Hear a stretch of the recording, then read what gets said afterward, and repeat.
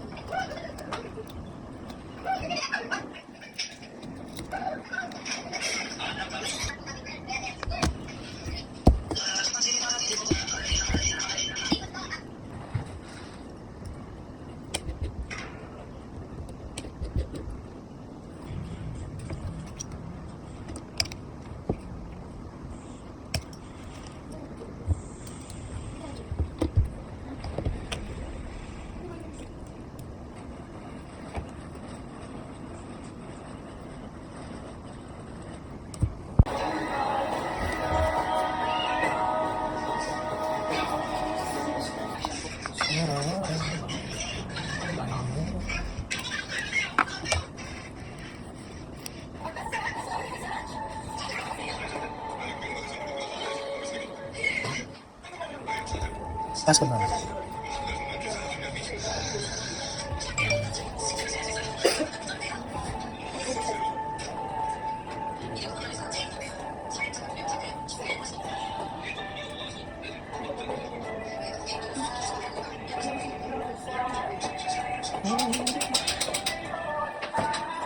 Ayun yung lalabas mo.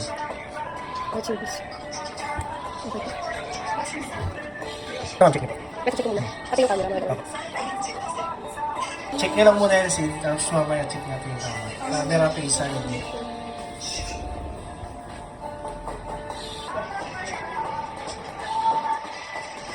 Okay, siguro ito. Parang rough na siya, no? Parang iba na yung texture ng screen. Or hindi, may plastic kasi, no? May plastic nun. Ayun po. Dito tayo magbe-base ng warranty. Sa loob ng 7 days, bawal po siya tanggalin. Itong plastic. Yung plastic na yun. Eh, di hindi ko pa siya pwede lagyan ng tempered. Opo, bawal. Okay.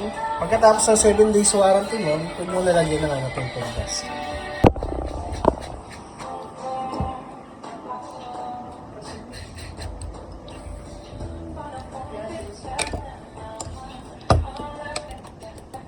Pasok ulit.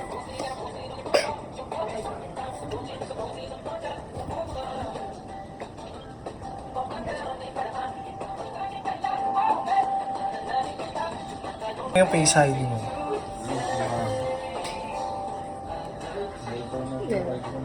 Ayan na. Tapos, check ko pa dito.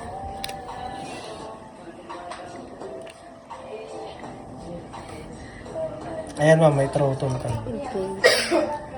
Yung ano mo kasi ma'am, yung phone mo kasi naka-update na siya ng 26.1. So pag pinalitan natin ng LCD yan, automatic na may throttle.